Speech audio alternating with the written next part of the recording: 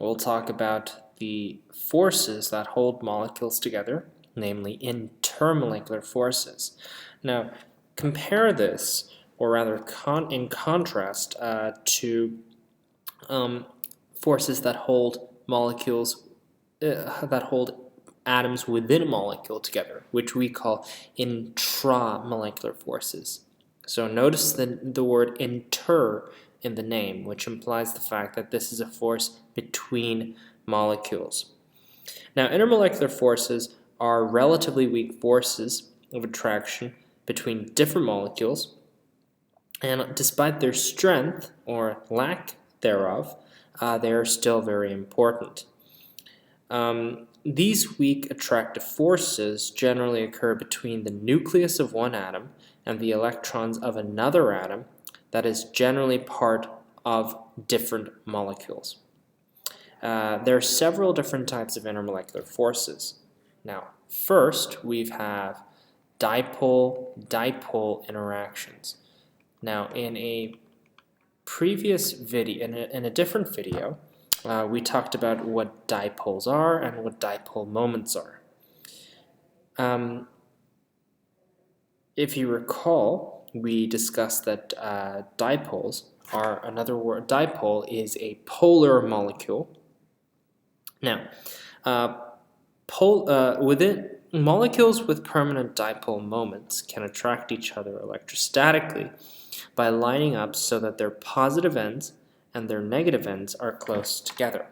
So for instance, if we look at hydrogen chloride, chloride would be slightly negatively charged and hydrogen would be slightly positively charged. And the dipole moment would be in this direction.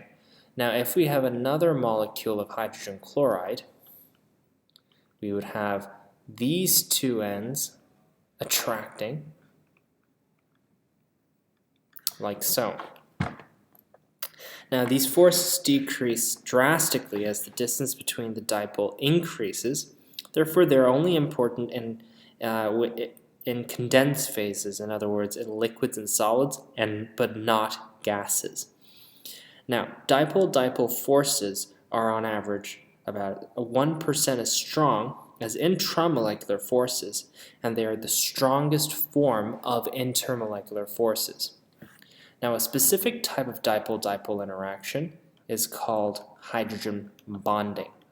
In hydrogen bonding, we only discuss molecules that have hydrogen bound to a very electronegative atom. Namely, the only options are nitrogen, oxygen, and fluorine. So, one of the best examples of hydrogen bonding can be found in water. So, in water, we have a negative charge, a partial negative charge on the oxygen, and a partial positive charge on the hydrogens. This form of bonding is this form of intermolecular forces, that is extremely strong because the dipole moment is very, very strong. This allows neighboring water molecules to attract each other quite powerfully.